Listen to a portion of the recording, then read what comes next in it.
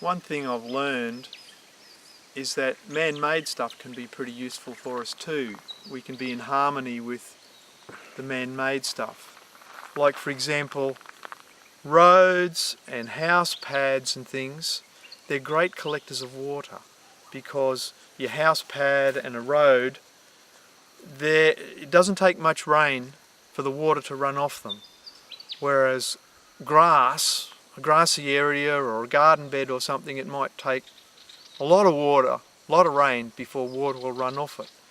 So roads and house pads and things are a great resource for collecting water from, and you can set them up in such ways that you collect the water off your house pad and funnel it into some area.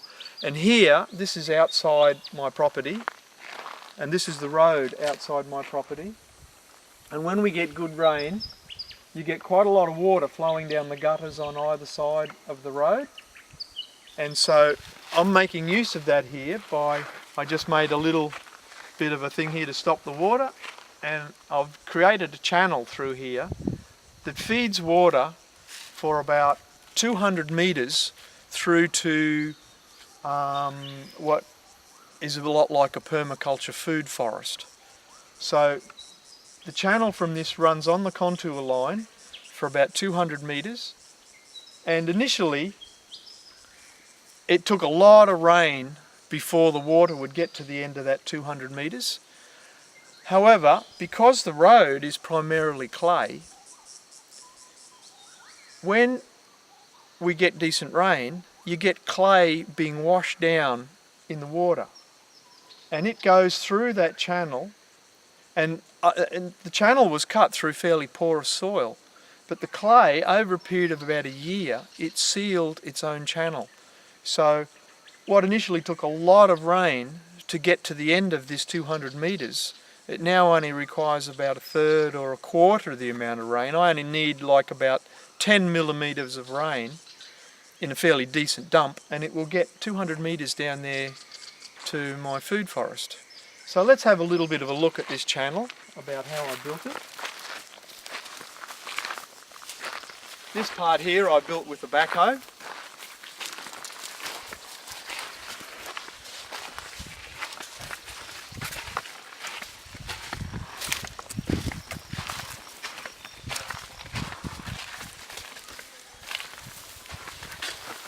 But most of the channel from here on, it was built with a tractor, just with a blade on the back that just scrapes it and pushes it up onto the side to build a little bit of a wall there. So it's a bit of a channel, bit of a wall. And this runs for about 200 metres in that direction.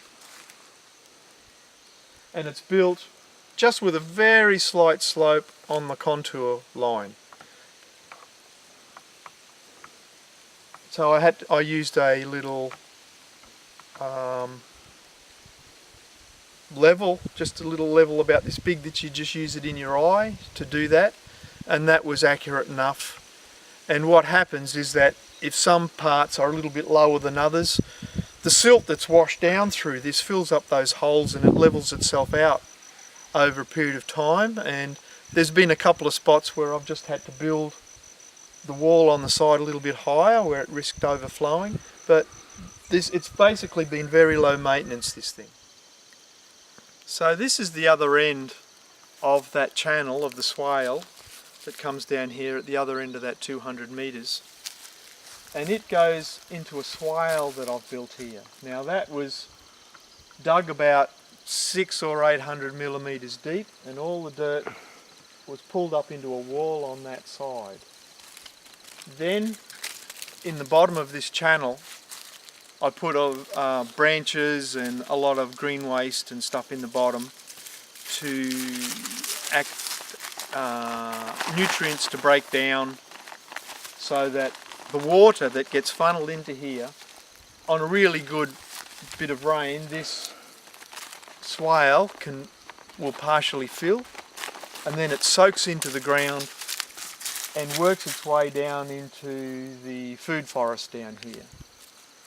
Now, another thing that I've done here is I did some experimenting with putting plastic on the ground here.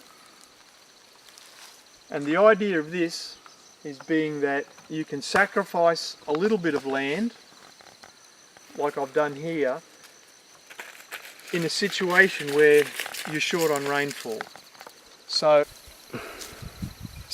anytime it rains, the water falls on this plastic and it runs off and into the swale and soaks into the ground in the swale and works its way downhill to water the food forest. Now, if the amount of plastic was as big as the food forest itself, it would have the effect of doubling the amount of effect that rain has on my food forest. So in an area where you're short on rain, this is a potential way to help water your stuff without having to get in there watering. It just happens by itself. Now what I used here was a few experiments of different sorts of plastic, and they've broken down with time. So my next experiment with this, I'll be using something like thicker, more UV tolerant plastics, like a dam liner or something like that.